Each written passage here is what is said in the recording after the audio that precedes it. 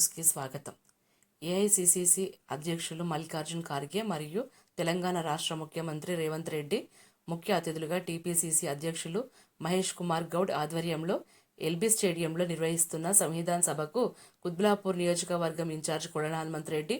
మరియు టీపీసీసీ మాజీ ప్రధాన కార్యదర్శి నర్సిరెడ్డి భూపతి రెడ్డి ఆధ్వర్యంలో కుత్బుల్లాపూర్ నియోజకవర్గం నుండి పెద్ద ఎత్తున తరలి వెళ్లిన కాంగ్రెస్ శ్రేణులు, సీనియర్ నాయకులు మరియు కార్యకర్తలు